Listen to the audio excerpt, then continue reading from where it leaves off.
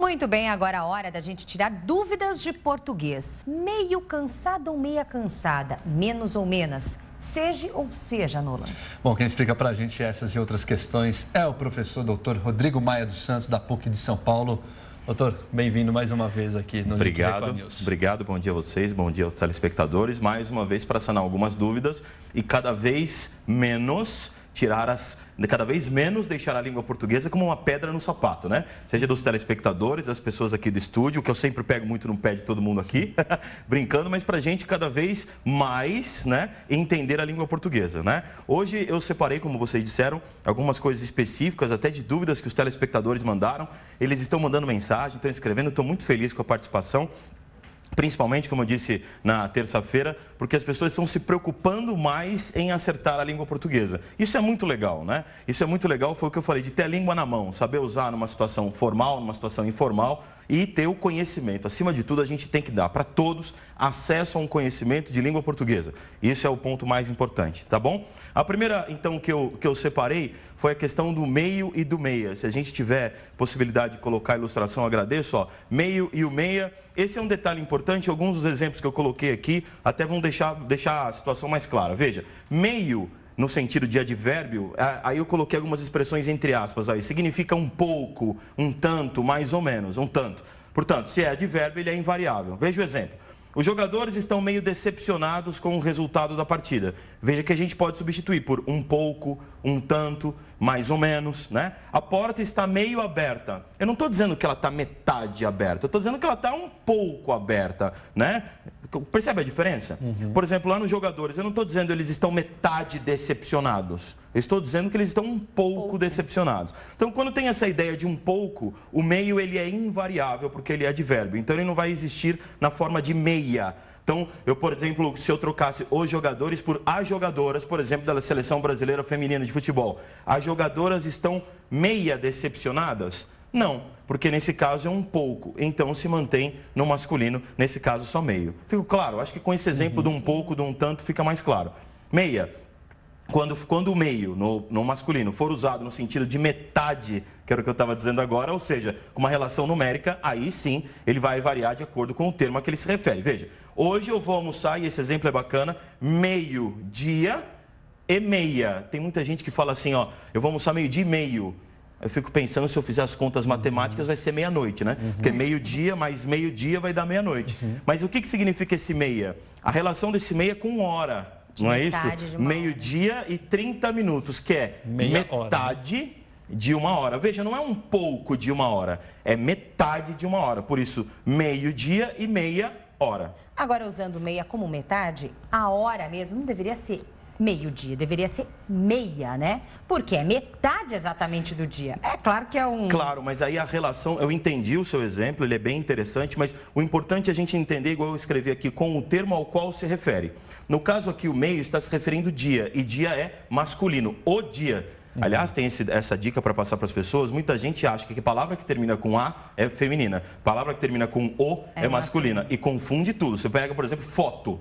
Foto termina com O e você fala a foto. Poeta termina com A e você fala o poeta. Dia termina com A e você fala o dia. Então a gente tem que pontuar nesse sentido. Veja o segundo exemplo. Ela venceu a prova depois de nadar meio quilômetro. Veja de novo, metade de 1 quilômetro. E aí o exemplo de baixo, só para contextualizar, a meia maratona vai acontecer em fevereiro. Né? A questão dos esportes, que a gente fala bastante aqui. A meia maratona. Por quê? Porque é um pouco de maratona? Não, é metade de um circuito. Metade, exato. Então, quando se referir à metade, ele pode variar ao termo que se refere, ou seja, no masculino e no feminino. Quando significar um pouco, um tanto ou mais ou menos, significa que ele é um advérbio. Portanto, ele não vai variar entre masculino e feminino.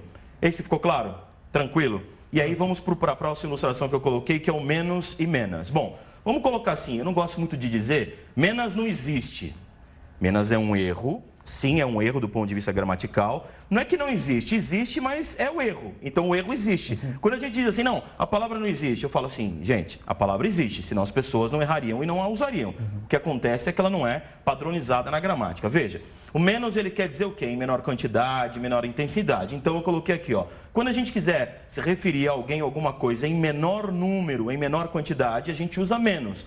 Portanto, ela é uma palavra que não tem variação de gênero, masculino e feminino, e nem variação de número, singular e plural. Veja o exemplo aqui embaixo, que eu coloquei com a questão no masculino e no feminino. Veja, aquele aluno, no masculino, é menos inteligente, é o menos inteligente da turma. Se eu trocar para aluna, não vai mudar absolutamente nada. Aquela aluna é a menos inteligente da turma, porque, como eu disse aqui, a palavra menos não possui flexão de gênero e nem de número. Então, a gente não pode dizer, do ponto de vista gramatical, a gente não pode dizer aquela aluna é a menos inteligente. No caso, é menos inteligente. Tranquilo? Menos, então, do ponto de vista gramatical não existe mesmo. Não existe, é um erro. Como eu digo, a palavra existe para a gente saber que existe o erro, é isso que eu quero dizer, mas ela está errada completamente. Tá bom? Eu separei mais uma ilustração antes de falar do seja e do seja, do esteja e do seja, que é do caçar e o caçar. Ou seja, o caçar com cedilha e o caçar com 2 S's. Sempre lembrando, o caçar com cedilha é aquele de perseguir, apanhar, vivo ou matar até, né? É proibido caçar animais silvestres, né? Então, essa questão da caça, que é proibida, por exemplo, essa questão de caçar um animal, você vai colocar com cedilha. Caçar o animal seria com cedilha. Agora, algo que a gente costuma ver no noticiário político, né? Algum político, algum deputado, algum vereador teve o mandato cassado. E esse caçar não é de apanhar vivo ou morto. Esse caçar é de retirar, ó, tornar sem efeito, anular, cancelar. Esse caçar é com 2 S's. Esse é um erro muito frequente que as pessoas cometem em redações, etc. Eu já vi, inclusive, alguns sites de notícia cometerem esses equívocos aí, aliás, especificamente devem ter cometido bastante, né? Esse erro ultimamente, com a nesse quantidade ano de 2016, de notícias, com a quantidade de cassações, e veja que interessante, cassações com 2 S's e depois com cedilha, né? A quantidade de cassações foi muito grande, então a quantidade de erros, porque as pessoas não têm às vezes essa informação ou esquecem, etc. E a gente está aqui para lembrar, e aí tem essa questão do caçar e do caçar. Alguns caçados com 2 S's se dizem caçados com cedilha pela justiça. É isso que acontece. Alguns se dizem assim, apanhados vivos ou mortos pela justiça. Você pode, em algum caso, a gente até estava brincando aqui, utilizar o caçar com cedilha. Estão querendo me caçar, ou seja, me apanhar vivo ou morto. Perseguir, nesse sentido. Né? Obrigado. Perseguir. E aí, se for anular o mandato, aí é o caçar com 2 S. Agora, se ele está se referindo a perseguir de alguém atrás dele para querer pegar de qualquer jeito, aí o caçar é com cedilha. Até a nossa editora-chefe, Aline Rocha, conversou com a gente e disse que na infância dela o professor passou o seguinte, que esse caçar com cedilha era para imaginar ali uma flechinha no rabicho do cedilha, isso, justamente por ser uma isca ou alguma arma utilizada ali na caça, justamente para ser fixado esse conceito de que então caçar animais ou enfim, alguma coisa do gênero é cedilha. Eu acho sempre interessante quando os professores buscam alternativas para alguma questão ficar fotografada na mente do aluno. Isso é muito legal, né? Tem algumas questões que ela lembra, como por exemplo a Aline falou, ela lembra daquela aula, olha que marcante que foi. Eu costumo dizer assim, quem dá aula precisa marcar a vida das pessoas. Precisa ser aquela aula que o aluno sai de lá e fala, nossa, essa aula aqui eu saí e tem esse movimento. Então, isso é muito importante. O professor tem essa missão de, quando o aluno está em sala de aula, tocar o coração do aluno para o aluno realmente sair com, eu falo muito isso, desejo de aprender. É isso que eu fico mais feliz quando eu entro aqui, todo mundo começa a perguntar uma coisa, perguntar outra, a gente começa a conversar. Eu fico muito feliz porque é o desejo de aprender. Então, se o nosso quadro aqui está suscitando esse desejo de aprender nas pessoas, eu digo para vocês que o intuito, o objetivo está completamente alcançado. Rodrigo, a gente tem uma pergunta aqui de um nosso telespectador. Ele um telespectador, é o Danilo de Campinas. Ele pergunta se devemos utilizar obrigado ou obrigada. Perfeito. A pergunta é bastante relevante. As pessoas na oralidade cometem muito esse equívoco. E no caso, o obrigado e obrigada, você faz a concordância, né, com o gênero. Então, eu vou dizer para você muito obrigado e você vai dizer para mim, como mulher, muito obrigada. O homem diz muito obrigado, a mulher diz muito obrigada. É importante a gente dizer isso porque tem uma relação de gênero aí na língua portuguesa. E como eu disse antes, com o exemplo do poeta, da foto, do dia, questão de gênero em língua portuguesa não tem necessariamente a ver com o sexo, masculino ou feminino. No entanto, algumas palavras, como essa questão do obrigado ou obrigada, tem uma relação. Se for uma mulher, diz obrigada. Se for o homem, diz obrigado. Danilo, né? Danilo, obrigado por mandar a dúvida, estou à disposição. Pode mandar mais que eu estou aqui para responder. Uma vez alguém me disse, professor, nem me lembro se foi um professor realmente na escola, disse o seguinte, que esse obrigado vem do me sinto obrigado a te agradecer. E aí, como eu sou homem, eu me sinto obrigado. Vem da, né? E a Lidiane, como mulher, me sentiria obrigada. Porque faz a concordância de gênero. Foi muito bem colocado. Tem uma palestra de um professor português que veio ao Brasil, é muito legal. E ele diz assim, em língua portuguesa, quando a gente fala assim, o obrigado e o obrigada, com essa concordância de gênero que você citou, tem uma relação até de sentido profundo, de se sentir obrigado, de falar assim, eu quero realmente te dizer, ó, obrigado, né? Então essa relação é bacana, obrigado mesmo, assim, o agradecimento em português tem essa raiz de assim, eu me sinto obrigado a te agradecer porque você fez tanto bem para mim que eu quero te fazer de volta esse bem. Então tem essa relação, depois eu trago um trechinho dessa palestra, é muito legal, desse professor português de Portugal, né? Que veio aqui no Brasil e conversou isso com a gente, mas tem exatamente a ver com o que você mencionou. Agora a gente aprende tudo isso para que o nosso futuro seja melhor ou seja melhor? Tem com certeza, aí não tem nenhuma dúvida, seja melhor. E essa questão é importante, também tem o esteja, ou seja, não existe o esteja, não existe naquele sentido do erro, né? Não existe o esteja, não existe o seja. Seja e esteja. Agora, por que acontece isso? As pessoas fazem, às vezes, analogia com outras palavras, né? Você pega, por exemplo, a criança, quando você fala assim para a criança, eu fiz, eu faço. Não é assim? Aí você vai falar, eu sei, a criança vai e diz, eu sabo. Porque ela faz analogia com algumas outras palavras que têm construções similares. E o caso do seja e do esteja, ela pega alguma outra palavra que tem essa questão da vogal E, faz analogia e acaba falando. Isso gera na sociedade, né, nos falantes de língua portuguesa, com muitas pessoas acabam usando esse, vamos colocar entre aspas, erro. O que a gente tem que ter a visão clara é, alguns erros lá atrás já se transformaram hoje em regras do português. Você vê, eu já citei aqui, por exemplo, se eu começo hoje a minha fala dizendo assim, a gente não tem problema. Tem gente que em casa fala assim, mas que professor de português é esse que fala problema ao vivo para todo o Brasil, né? Mas veja, com certeza, problema está errado, óbvio, do ponto de vista gramatical, a palavra certa é problema, mas veja, eu vou só colocar posso colocar só uma, vamos chamar assim, uma polêmica, assim, veja, você tem a palavra igreja, que foi originada do latim ecclesia.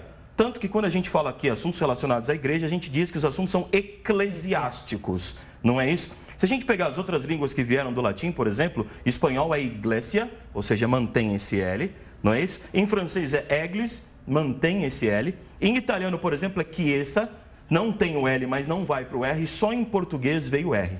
Então, quem me garante, e aí é na polêmica brincadeira que eu estou fazendo, quem me garante que há 200 anos, quando alguém falava igreja, o pessoal falava, tá errado, é igreja, porque a origem era com L.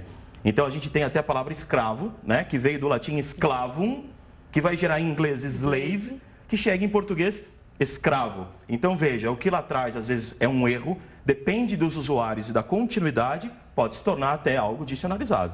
É importante a gente ter essa visão para a língua portuguesa ser legal, ser bacana e a gente poder conversar. Professor, chegou mais uma pergunta. Mais uma pergunta que bacana. A Marcela de Diadema quer saber a diferença entre Marcelo. Desculpa, Marcelo. É que a gente está falando de masculino e feminino aqui, né? Marcelo, vamos lá. Marcelo, me desculpa. Ele pergunta a diferença do mal com L e do mal com U. Essa é bem tranquila, né? O mal com L e o mal com U. O mal com U é adjetivo. Quando eu falo lobo mau, por exemplo, ele é mau, é o adjetivo que eu dou a ele é com U. E o advérbio, por exemplo, eu vou dizer, ela escreve muito mal, ou seja, ela escreve de uma forma equivocada. Aí tem gente em casa que fala assim, professor, obrigado pela dica, mas eu não consigo lembrar a diferença entre advérbio e adjetivo, né? Você falou, mas você não me ajudou. Então, veja, para você não errar mais, quando você quiser falar mal, né? Você substitui por bem ou por bom. Sim. Simples assim. Então você vai falar, se você conseguir substituir por bom, nesse caso que eu citei, um lobo bom, por exemplo, eu não diria um lobo bem. Eu diria que o lobo é bom ou o lobo é mau, certo? Bom vai combinar com mal com U. E o bem vai combinar com mal com L. Por exemplo, ela escreve muito mal. Você ficou com dúvida se é mal com L ou com U. Substitui. Ela escreve muito bom ou ela escreve muito bem? Ela escreve muito bem. Portanto, se é muito bem, na contrapartida vai ser mal com L. Mal com L combina com bem, mal com U combina com bom. Adjetivo e advérbio. Eu sei que tudo isso é muito bom, tanto é que muitos telespectadores e internautas estão enviando mensagens, mas o nosso tempinho aqui na TV é curto. Sim. Lembrando que o professor Rodrigo volta toda terça-feira e toda quinta, justamente para esclarecer as dúvidas de você que está aí em casa. Então, Rodrigo, muito obrigada por hoje. Eu que agradeço, um abraço por Marcelo, não é isso? Um abraço por Marcelo que mandou a dúvida. Estamos nas redes sociais, Record News, professor Rodrigo Maia, Instagram, Facebook, né? Todas as redes para para a gente atender os telespectadores. Eu estou à disposição. Hoje é quinta, né? Então, terça-feira que vem eu estou de volta mais uma vez aqui no Link Record News. Muito obrigado a vocês e aos telespectadores. Obrigado mesmo. Obrigado, professor. Obrigada. Obrigada.